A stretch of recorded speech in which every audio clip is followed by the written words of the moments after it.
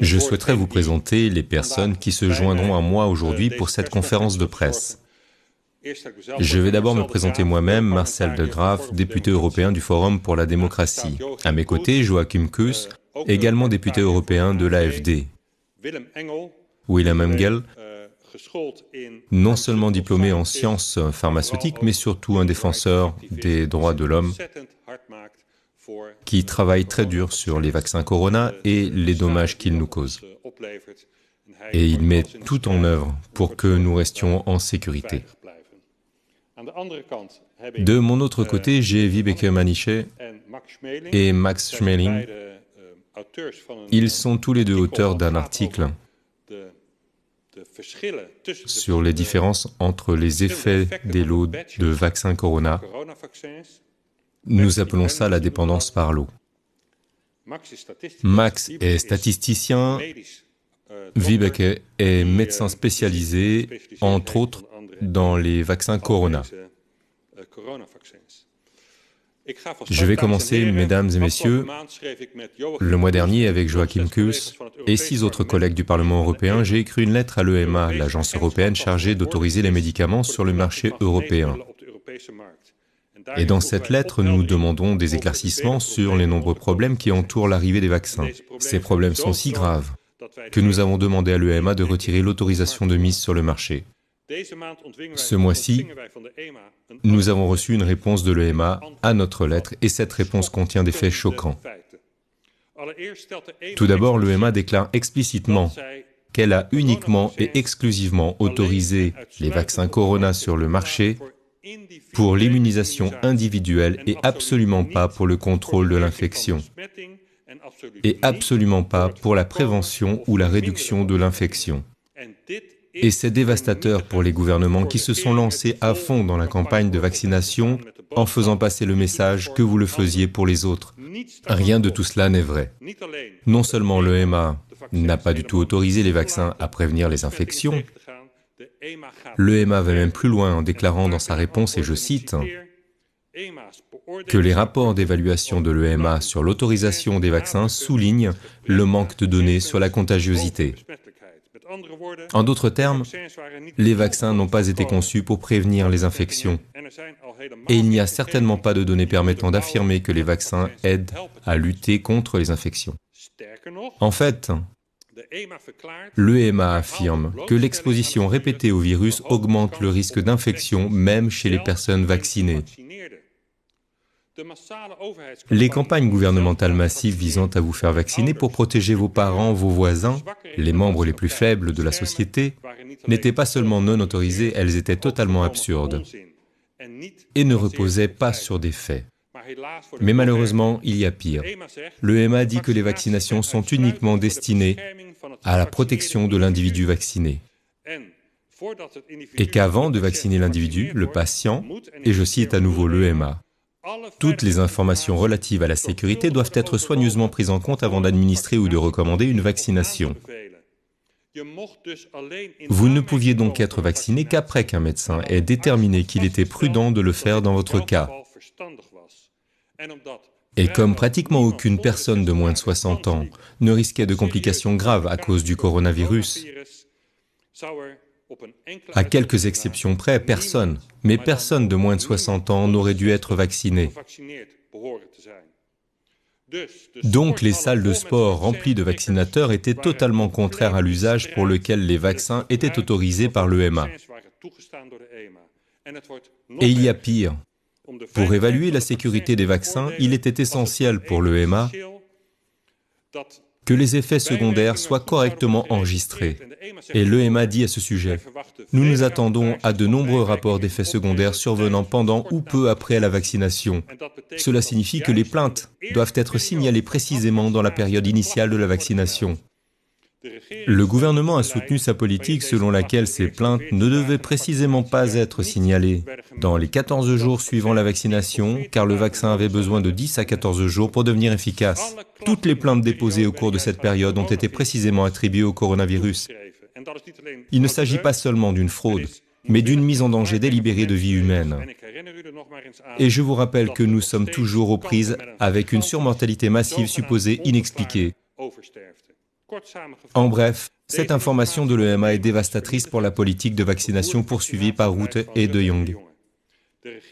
Le gouvernement savait que les vaccins ne protégeraient pas contre la propagation du virus, mais il n'a pas partagé cette information avec le public.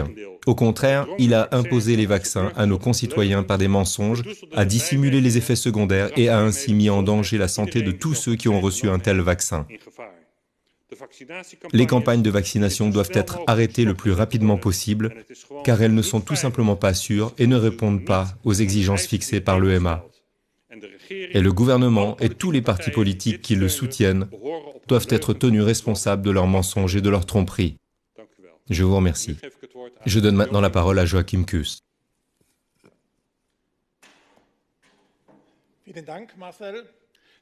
Merci beaucoup, Marcel. Je vous prie de m'excuser pour ma mauvaise prononciation et mon mauvais anglais, mais si j'avais su que je pouvais parler en allemand, je l'aurais fait. Mais maintenant, j'ai un script en anglais, veuillez m'excuser. Il y a tellement de signaux d'alarme dans cette affaire Covid que cela fait presque peine à voir, tant l'enjeu est important pour la santé de nos concitoyens. Beaucoup d'entre eux ont décidé de se faire vacciner à plusieurs reprises contre le Covid sur la base des informations qu'ils ont reçues du gouvernement et des médecins.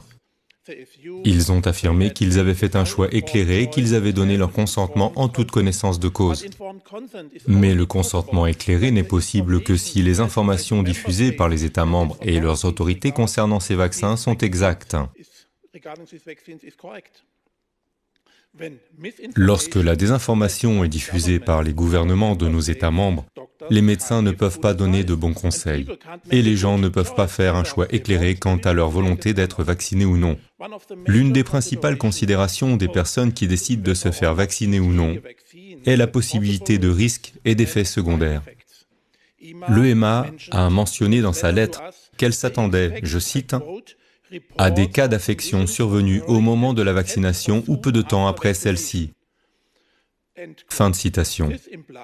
Cela signifie que les données sur les événements indésirables ou les effets secondaires dans les 14 jours suivant la vaccination sont de la plus haute importance pour évaluer les risques liés au vaccin.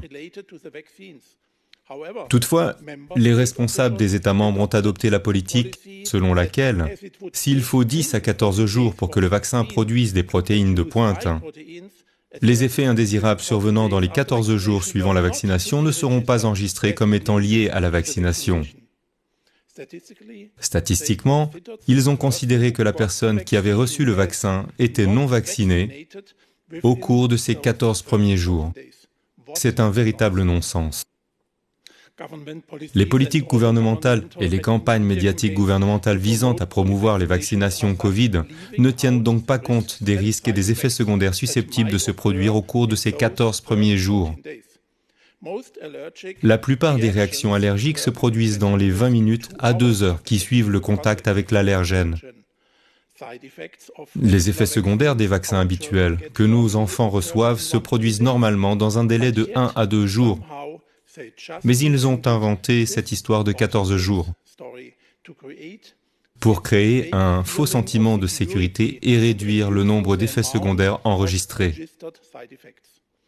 Et mon sentiment est qu'ils l'ont fait parce qu'ils savaient, d'après les rapports de Pfizer et Moderna, entre autres, que de nombreux et graves effets secondaires se produiraient. Sur quoi se basent alors les politiques gouvernementales ? Comment les médecins peuvent-ils conseiller correctement à leurs patients de se faire vacciner ou non? Comment un citoyen qui envisage de se faire vacciner peut-il évaluer par lui-même la sécurité des vaccins Covid?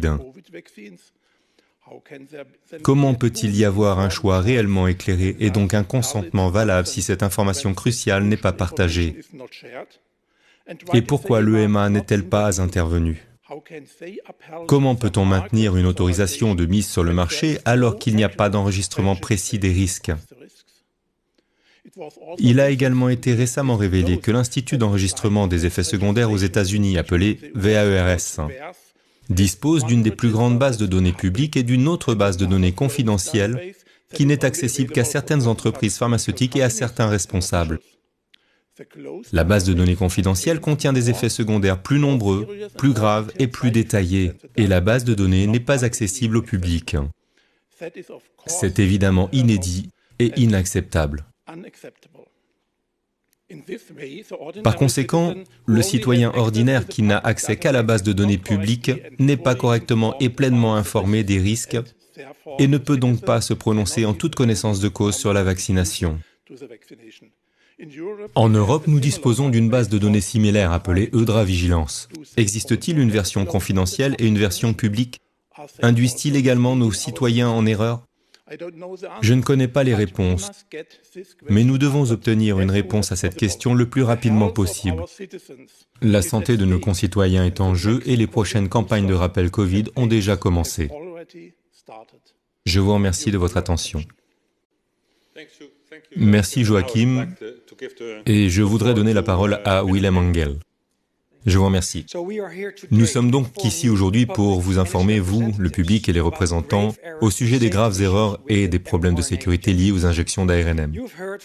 Les orateurs précédents vous ont fait part des erreurs politiques mortelles commises par l'EMA et la Commission européenne, qui ont délibérément trompé le public et utilisé la pseudo-science et la fonction publique pour inciter, pousser et même forcer les gens à participer à une expérience incontrôlée et potentiellement mortelle.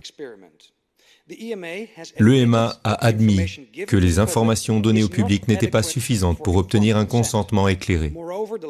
En outre, l'absence de preuves de contrôle de la transmission dès le départ a fait de la campagne de vaccination pour autrui une escroquerie, une campagne de marketing illégale. Le fait que l'EMA tente de se cacher derrière sa fonction de conseil auprès de la Commission européenne est peu convaincant et indigne d'une agence fondée pour protéger le public européen contre les erreurs médicales et pharmaceutiques. En outre, l'argument selon lequel ce serait un mauvais service rendu aux personnes fragiles et âgées qui sont exposées au risque d'infection par le corona est un faux argument, car l'ensemble de la population a été forcée d'une manière ou d'une autre à participer à cette expérience en conditions réelles. L'EMA et d'autres instituts nationaux ne cessent de répéter que les avantages l'emportent sur les risques, pour chaque cas ou groupe spécifique. Pourtant, nous n'avons vu aucune évaluation ni aucun chiffre. Nous devons supposer qu'il s'agit d'une ligne marketing car elle n'est pas étayée par des faits. La réalité est que nous sommes confrontés à une crise de santé publique en ce moment même, qui n'est pas causée par un virus, mais par ces injections d'ARNM. Des milliers de personnes ont été blessées et ne peuvent plus vivre normalement parce qu'elles ont été forcées de participer à une expérience potentiellement mortelle. Ignorer notre histoire est une violation du droit international que nous avons soulevé. Et avec nous, des instituts nationaux comme la Commission pour les modifications génétiques, la COGEM. Dans leur rapport, ils soutiennent que l'exemption prévue par la directive 2020-1043 devrait être annulée car il ne peut être dans l'intérêt du public de passer outre les études sur l'impact environnemental et la santé humaine due aux organismes génétiquement modifiés qui ont été utilisés pour produire les injections d'ARNM. Pour être très clair, l'ARNM n'est pas humain et fait partie des OGM. En outre, les récentes publications sur la contamination de l'ADN plasmique dans ces liquides d'injection d'ARNM prouvent sans aucun doute que nous avons affaire à un produit OGM, indépendamment des tentatives de redéfinition du terme OGM, à la suite d'une décision de justice de l'UE de 2018. Toute innovation contenant ou dérivant de l'utilisation de techniques de génie génétique doit être considérée comme un OGM et soumise au même système d'approbation réglementaire. L'intégration du code génétique bactérien ou viral dans le génome humain a été associée à un risque plus élevé de cancer. Nous ne savons pas si ce sera le cas. Mais nous aurions dû le savoir. Plus précisément, l'EMA aurait dû le savoir avant de donner un avis positif. L'interaction avec le microbiome est un autre sujet de préoccupation. Chaque personne est porteuse d'une bi-intégration de gènes résistantes aux antibiotiques. Certaines couches bactériennes ou fongiques pourraient devenir un risque pour la santé. On a tenté de classer ces injections dans la catégorie des vaccins, une tentative qui se poursuit encore aujourd'hui. Dans le règlement 2009-120, la ligne est mal interprétée. La thérapie génique n'inclut pas les vaccins contre les maladies infectieuses. Elle doit être lue comme s'excluant mutuellement. Les deux composantes essentielles d'un vaccin sont une immunité durable également appelée immunité active, par opposition à l'immunité passive dérivée des thérapies par anticorps. Deuxièmement, un vaccin doit contenir un antigène. Aucune des injections d'ARNM ne contient d'antigène. En recourant à la redéfinition, à l'omission et à la distorsion, un groupe d'experts désignés a tenté de contourner les réglementations garantissant la sécurité de la thérapie génique en modifiant silencieusement la classification et les conditions de mise sur le marché de ces injections d'ARNM. Dans les directives 2019-5 et 2021-756, les mots corona et séquences codantes ont été ajoutés aux conditions après l'octroi des autorisations de mise sur le marché initial, ce qui fait de ces autorisations une preuve de fraude. L'EMA, dans sa réponse, est bien consciente de ce qui s'est passé, mais a tenté d'éluder les questions relatives à la légitimité de la demande de mise sur le marché, en déclarant qu'il s'agissait d'une question politique et qu'elle devait être abordée avec la Commission européenne. Soyez assurés que nous le ferons.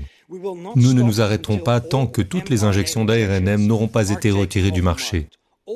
Toutes les victimes seront reconnues et les responsables du plus grand scandale de l'histoire de la médecine devront rendre des comptes. Merci de votre attention. Merci Willem pour votre formidable contribution. Et je voudrais maintenant donner la parole à Vibeke Maniche. Vous avez la parole. Merci de nous accueillir. Je reconnais qu'il s'agit d'une crise de santé publique dans laquelle nous sommes plongés. Je suis l'un des 3 scientifiques à l'origine de l'étude sur les questions de dépendance et de sécurité des lots. Et Max en parlera dans une minute. Mais ce que nous avons démontré, pour faire court, c'est qu'il y avait et qu'il y a toujours 3 types d'effets secondaires. À la fois les effets secondaires les moins graves, les effets secondaires plus graves, ainsi que la mort, que Max montrera aussi dans une minute. Ce qui montre que dès le début, les lots qui ont été donnés étaient ce que l'on appelle les mauvais lots. En fait, en cours de route, ils ont changé. Que ce soit Pfizer qui ait changé le produit, que ce soit le transport, l'administrateur, nous ne le savons pas. Mais ce que nous savons, c'est que les patients ou les personnes, les enfants, les jeunes, les personnes âgées qui ont eu ces effets secondaires n'ont pas été informés du risque. Ils n'avaient pas les bénéfices. Vous n'aviez pas le rapport bénéfice-risque. Et certains ont reçu de très mauvais lots. C'est ce que nous savons grâce à notre étude. Et cela me rappelle ce que la vice-présidente de Pfizer a dit à un moment donné. Elle a dit qu'il construisait l'avion en vol. Pour moi, c'est manifestement ce qui s'est passé, étant donné que nous avons montré que l'une des ailes était tombée. Je me suis alors dit, si vous avez un problème de sécurité, pourquoi ne pas vous en occuper? Pourquoi ne pas retirer les lots? Pourquoi ne communiquez-vous pas au public? Ce que l'EMA et toutes les institutions nationales similaires n'ont pas fait. Ce que notre étude montre également, c'est qu'il existe un problème de sécurité, mais aussi que l'EMA et les institutions nationales auraient dû informer le public. Parce que Pfizer avait déjà fait cela en août 2021.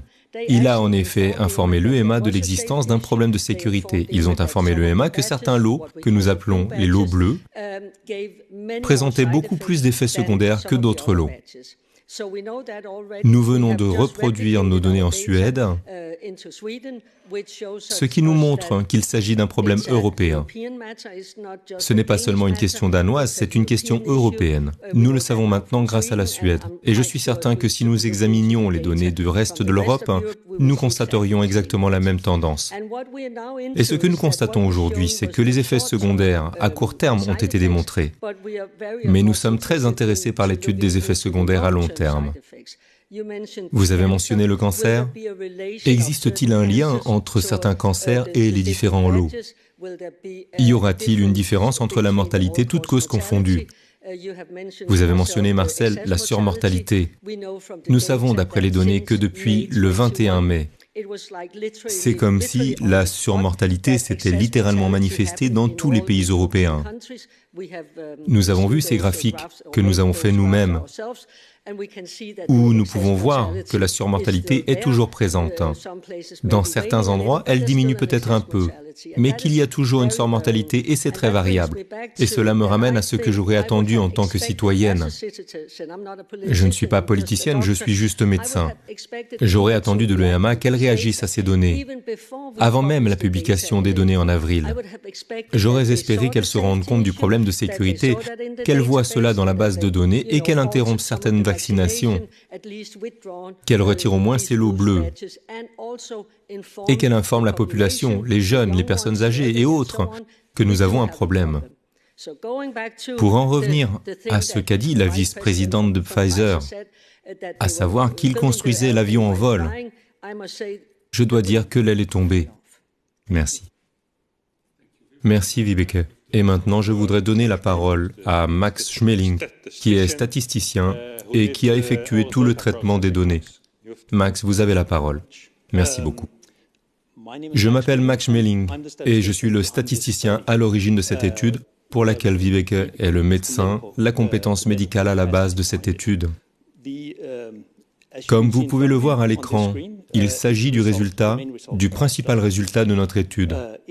Il montre, à partir des données officielles danoises que nous avons créées pour l'étude, il montre chaque lot et le nombre d'effets indésirables présents dans chaque lot. Vous pouvez voir que sur l'axe Y, l'axe vertical, et sur l'axe horizontal, vous pouvez voir la taille des lots. Je devrais peut-être simplement mentionner qu'un lot est une unité de vaccin qui est produite, remplie dans des flacons, emballée et envoyée dans différents pays. Comme vous pouvez le voir sur le graphique, certains de ces lots sont très petits. Certains d'entre eux sont très importants. Et dans ce cas, si nous supposons que nous voyons un vaccin normal, un très bon vaccin, quelque chose qui a été produit de façon très cohérente, nous verrions une ligne presque parfaite. Une ligne presque parfaite.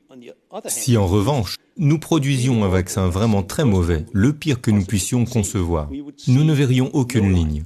Nous ne verrions que des points éparses. Dans ce cas, nous voyons trois, pas une, mais trois lignes.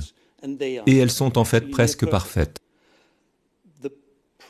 Le problème, c'est qu'il s'agit manifestement d'un phénomène qui sort complètement de la catégorie de ce que l'on devrait s'attendre à voir dans les données défavorables. Et dans ce cas, il apparaît très clairement que c'est en raison de la nature du produit. Il a été impossible pour les participants, pour les vaccinés, pour les personnes qui ont reçu les vaccins, de donner leur consentement éclairé. Car si vous ne pouvez pas connaître le risque, comment pouvez-vous donner votre consentement éclairé? Comment donner un consentement éclairé? C'est la principale conclusion de cette étude. Mais ce qui est également très troublant, c'est que cela montre un système, une structure dans les données. Des réactions indésirables. Les erreurs de production sont par nature aléatoires. Mais ce cas-ci montre une structure. Nous n'en connaissons pas encore la raison. Mais il est évident que nous étudions cette question, comme nous l'avons également mentionné. Mais pour l'instant, nous ne savons pas pourquoi. La seule chose que nous savons, c'est que cela ne devrait absolument pas être le cas. C'est pourquoi il s'agit d'un signal de sécurité très alarmant, comme cela a été mentionné. Et je voudrais insister à nouveau sur le fait qu'il est absolument impossible de donner un consentement éclairé. Et je pense que j'aimerais m'arrêter là. Très bien, merci. Merci Max. Je pense que vous avez expliqué très clairement qu'il existe trois types de lots différents et que chaque lot présente un risque différent.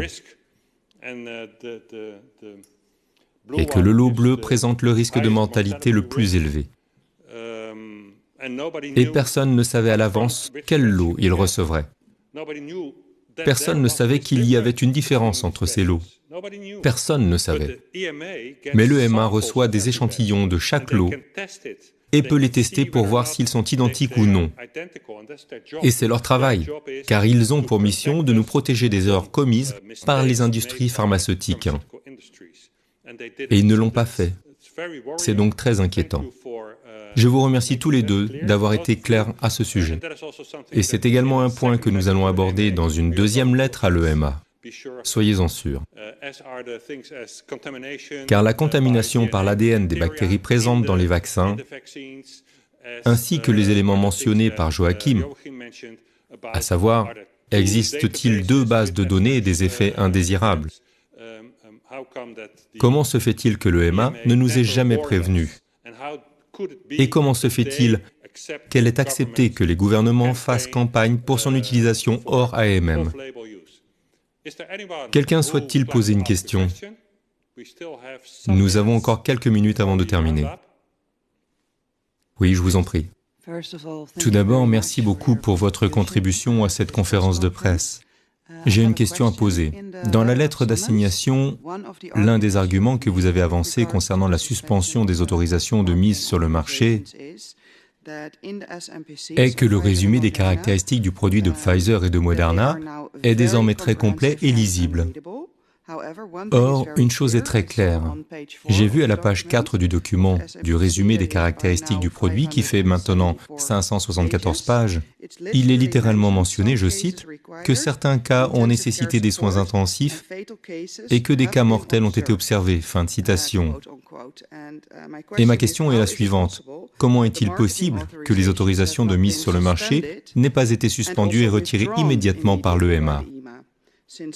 Puisque Pfizer et Moderna admettent eux-mêmes que le remède est maintenant pire que la maladie. Pourriez-vous nous en dire un peu plus à ce sujet? Je peux vous dire ceci, c'est une question pour l'EMA. L'EMA doit évaluer toutes ces statistiques, la sécurité, puis prendre la décision que nous avons demandé à l'EMA de retirer immédiatement l'autorisation de mise sur le marché à cause de tous ces signaux de personnes mourant de myocardite ou de péricardite, de personnes souffrant d'insuffisance cardiaque qui meurent sur les terrains de football devant la télévision. Tout cela est lié à ces vaccins. Et c'est ce qui a été occulté, masqué par un mauvais enregistrement. Donc oui, c'est un très bon premier point. Il ne fait que souligner le fait que, même aujourd'hui, l'industrie pharmaceutique fait des déclarations claires dans ses informations complémentaires, soit 574 pages. Je suis navré, mais ce n'est pas une information accessible à un médecin ou à un patient. Il doit faire une liste très concise, petite et claire des effets secondaires et la probabilité. Combien et à quelle fréquence cela se produit-il? 1 sur 10 000, par exemple? Si une personne vaccinée sur 10 000 meurt à cause du vaccin, c'est bien pire que de contracter une infection par le virus Covid. Ceci étant dit, je pense que la balle est maintenant dans le camp de l'EMA pour prendre des mesures. Merci. D'autres questions? Aucune? Très bien. Peut-être encore une. Parce que il semble que vous devez avoir un résumé séparé des caractéristiques du produit par booster. Pourriez-vous nous en dire un peu plus à ce sujet, M. Enge? Oui, il est étrange que nous voyions un seul document pour toutes les variantes qu'ils ont produites. Le raisonnement de l'EMA est qu'il s'agit toujours de la même demande de mise sur le marché. Et c'est un point très préoccupant. Nous constatons que les effets cliniques n'ont duré que 3 semaines. Et pourtant, le rappel XBB.1.5 a obtenu une autorisation de mise sur le marché. Donc, l'EMA ne suit pas vraiment ses propres directives et elle a créé une sorte de faille dans le principe de la vigilance, de la sécurité et de l'enregistrement. Nous avons donc maintenant sur le marché des produits médicaux qui n'ont pas été testés. Très bien. Eh bien, désolé, nous devons mettre fin à cette séance. Plus de questions. Merci à tous d'avoir participé à cette conférence de presse. Nous vous remercions de nous avoir écoutés ou regardés via les réseaux sociaux et nous vous informerons de notre suivi. Merci.